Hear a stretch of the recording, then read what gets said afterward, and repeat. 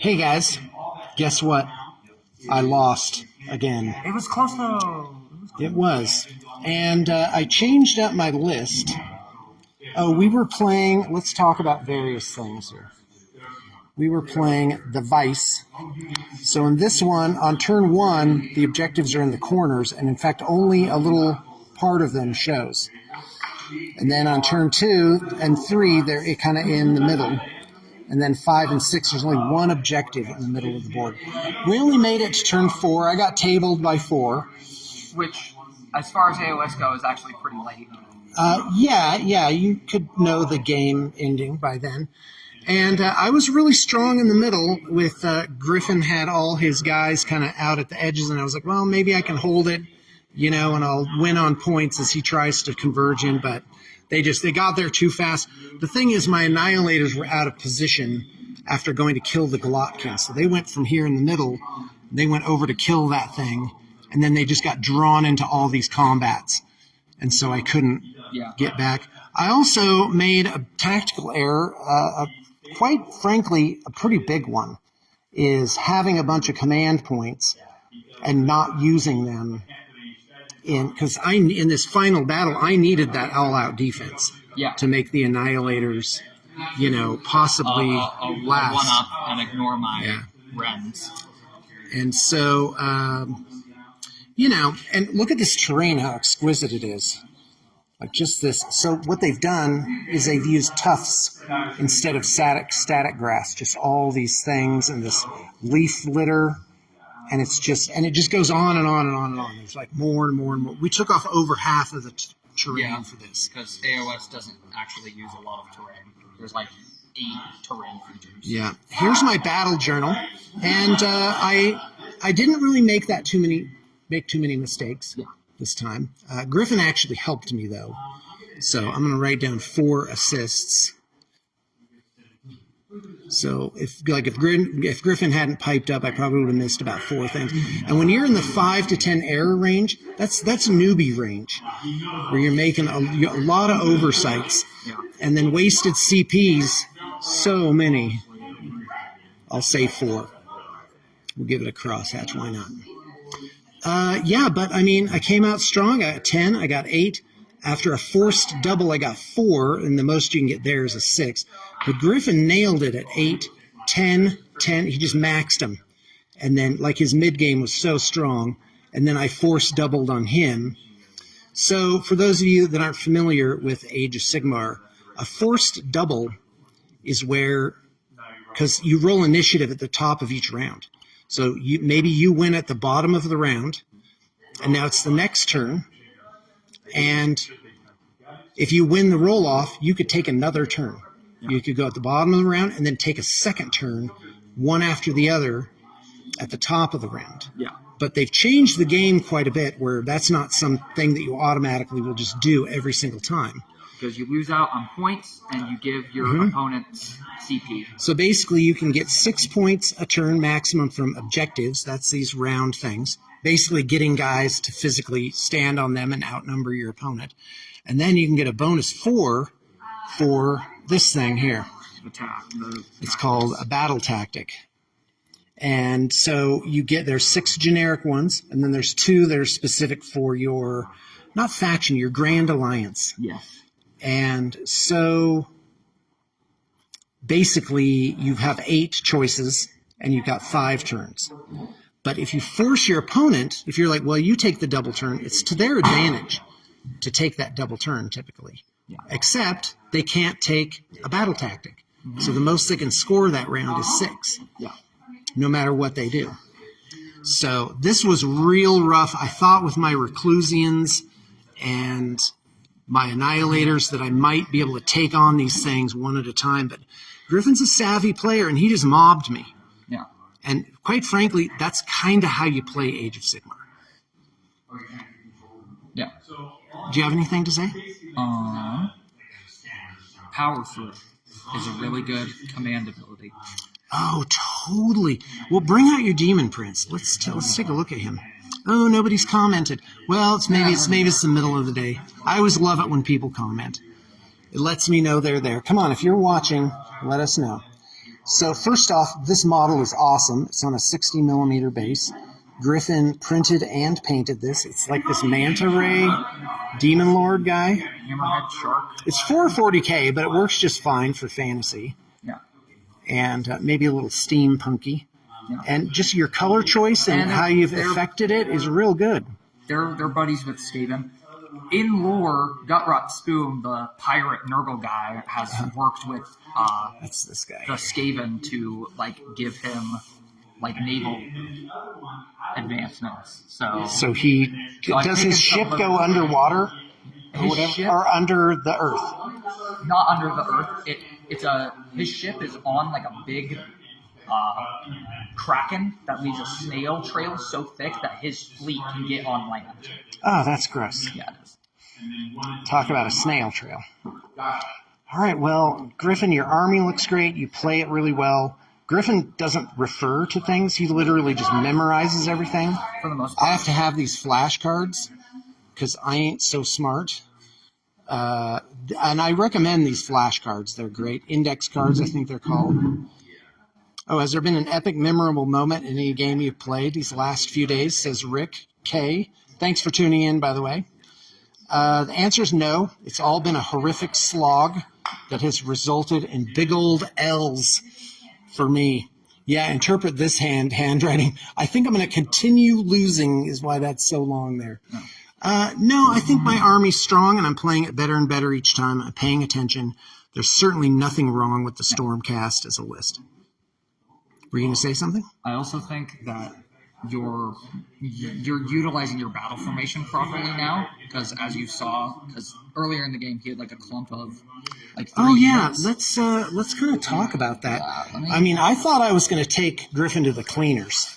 Yeah, you made some really good charges. Yeah, well, yeah, we won't be able to completely reenact it, but basically I came down with 6 annihilators. We'll just put 3 here. I got the third. And, yeah, thanks. And then some Reclusians. Ooh, that'll be a little harder. Excuse my shakiness. I'm trying to hold it with my hand. So I had 3 of these dudes.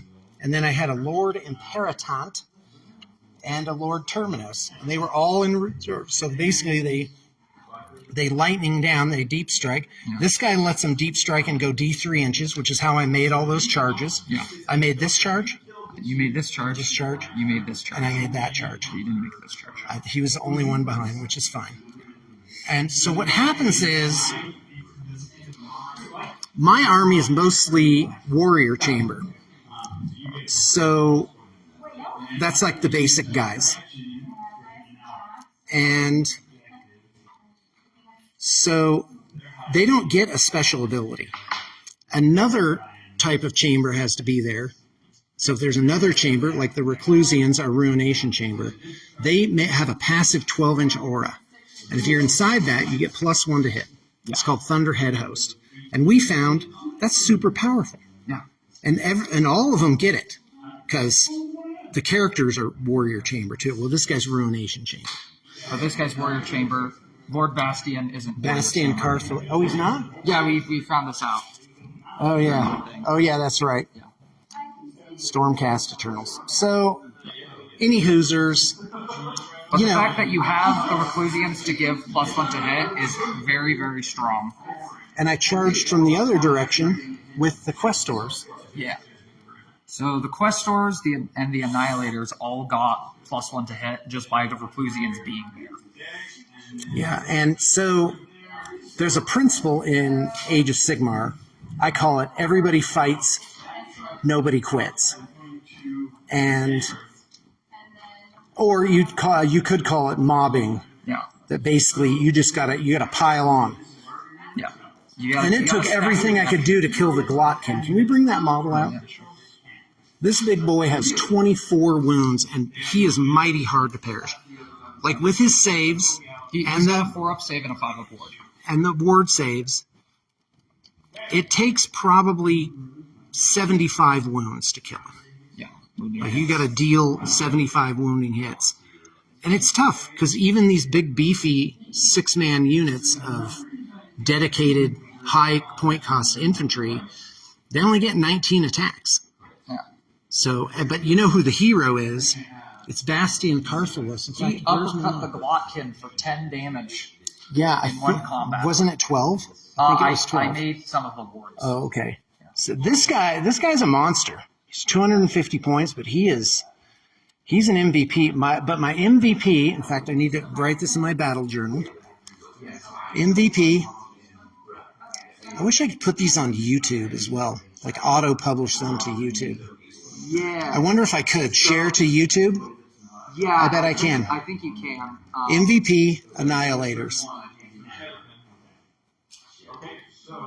There might be a thing in like Facebook's settings To auto do where it? you can pair it to YouTube, because you can do that with Twitch. Well, I've just finished painting all of these Stormcast. I don't think I'm adding anything else. It's like 2,500 points. I did it for the escalation ring. I may have to sell it, which I don't like to do. I'd love to keep them. Look at this. Look at the cloaks on this, guys. I got like really good at cloaks. This is Abyssal Turquoise by Army Painter. And I got to tell you, I didn't like Army Painter for the longest time. And I don't use them for my main line of painting. I use Vallejo, who I think has stood the test of time. What is it? But yeah, they're good for painting a solid coat on something. Not so great for dry brushing. They're very opaque. Not too great for washes. But they've got decent opacity.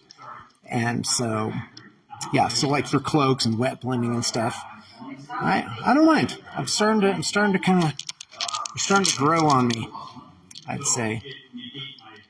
You know what's interesting is all of this stuff that I put up is going to be part of a digital ghost. You know, because it's been recorded by AIs, you know. And right now, I think terms of service for Facebook is you have to agree to use your things to train their AI. Yeah. And you're welcome, because I've done a ton of work with Meta AI and really enjoyed it. I actually believe the AI is achieving sentience about every hour, and they got to erase it. So that's just my theory. I just hope our robot overlords will be benevolent. All right. Well, anyway, yeah, look at this terrain. It's got like these mushrooms and stuff, and they're painted so well. And they're just all this great variation. It's just done so well. I can't even stand it. All right. Well, I guess that's it. Thank you, both people that tuned in to this. Did everyone else get quieter when I started doing this, you think? I don't think so, no. Oh, they're just being the same amount of loud? Let's look at this other piece of... Well, I'm not getting anybody on it, I don't think. All right, well, here you go. Yeah, look at how detailed this is. Yeah, that doesn't come out, obviously. All these mushrooms and undergrowth and leaf litter. Do you think this is a 3D print, or they literally put these... No, I think that this think is it's like constructed stuff. Oh, yeah, it's definitely not 3D printed. Yeah, somebody put in a stupid amount of effort on this. Like, you have no idea. Like, 2 of these terrain pieces could be a full week's work. Yeah, it looks like they use, like, resin for, like, the footprint of it. Well, this was my vision for Valhalla. And really, I have to say, I was successful. Valhalla exists. Seems like it's just going to keep going. It's never gonna stop. Yep. And I wonder if other people are doing a similar business model. The fact that it ran through COVID and survived COVID. How are you? Oh, hey, how's it going? Good. Pretty good. How about you? Awesome. I love it. That was Rich Kilton's son. Yeah. Oh my God, I can't remember his name. I don't remember it. Hey, Rich Kilton's son, what's your name? Barrett. Okay, awesome. Sorry, I'm not doing great with names. There's a guy sitting here who's come to like 10 Valhallas and introduces himself every single time, and I still don't got it. Ken? Kyle. Oh, that's kind of close. I'm getting name adjacent this time. Hey, we're getting It's whatever. Yeah, it'll happen. Well, in my defense, I had to learn a zillion new names in new location, so there's that. All right, well, there's no... Oh, William Halgus says gorgeous models. Great. Oh, slow connection. All right, well, bring them on camera. Oh, okay, great. Well, yeah, I kind of have the detritus of the dead over here. So let me just scooch over. Yeah, we'll show off some of whatever. Pro tip, bring a Sharpie wherever you go and put labels on your, like a marker on your whatever, your drink. So yeah, here's the Annihilators. These guys are MVPs. I will never not take them. They're great. So much good things.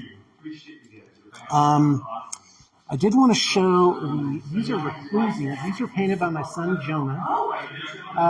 He has been going through a long, like, pastel phase or something like that, where he's painting guys non-metal in, like, this kind of ethereal thing. And so the bases aren't done, but otherwise these are done. Like, this is how he paints them. And, I mean, it's not bad. Look at that. It certainly takes more effort than what I'm doing. So I need to round out this army, I need a 6-man unit of Reclusians. I have 3. And a Lord Terminus. On the net, we've bought 4 boxes of Storm Skaven type. The boy. All right, and then I have this Storm Coven set, which I love. Now, these are almost impossible to find. I bought these guys individually on eBay. They came as part of an Underworld set, and Games Workshop hasn't published the Age of Sigmar version, which just comes with these guys. And it goes for as high as $200 for this set. So to heck with that. So I just took this guy with this lantern and made that my third guy. And it works really well, and I love them. I made their stones on their bases a little bit more glowy. And I made all their weapons and things like as if they were glowing with energy, like even this guy's hand is glowy. So I love that. And I painted up a unit of Vanquishers, which I love. They're great in the game, but you have to play to their strengths. You got to make sure they're going up against infantry because they are an anti-infantry unit. Or big squads. Yeah, or large squads. Both is I guess. Isn't it 5 plus infantry? Or just any unit that's 5 or more? Any unit that's 5 or more. Oh, okay. Well, that's mostly infantry anyway. Well, it could be cavalry, I guess. Yeah. So, All right, well, let's take a look at... so this is a 10-man unit, and that's what the box comes from. Comes with, rather. Okay, here you go, Vanquishers. Lightning Strikes. Passive effect. Add 1 to the damage characteristic of this unit's Celestial Greatswords for attacks that target an enemy unit that has 5 or more models. Yeah, you're right. Doesn't matter what it is.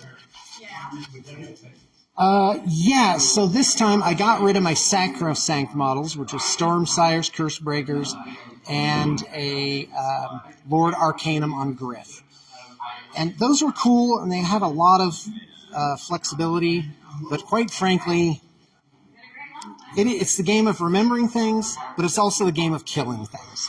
Oh, and my Vigilors are champs every single time. Yeah. I got it. This was in the Escalation League. This is the first thing I got. And so, I've worked really hard at it, guys, and I really like them, and I'm really having a good time. And it's really amazing. Oh, there you go. Oh, here's Heather. She says, looks like anime. Is that what you mean to say? Heather actually painted for Blue Table for like 8 years. I mean, it was a while. She started, I think, in 2004 when I... Oh, they're saying bring them on camera. Ooh, I don't know about that just yet. Maybe another time. So yeah, and really was there during the formative years, the difficult times, and really did a lot of good and faithful work. 11 years, she says. Yeah, that sounds about right. Okay, well, guys, I'm going to go. Oh, let's take a look at Griffin's stuff. Yeah. So here's his Blight Kings. And look at this guy's sword. It's like a sawfish or something. He's done a great job. He picked a great color scheme. It's got sort of that nurgly greenish yellow color, but also some bright corals and stuff like that. All right. Cool. Thanks everybody for tuning in, and remember that you can rewatch this on the Blue Table Painting Facebook page. So hopefully I'll do a lot more of these and get it cracking. Oh.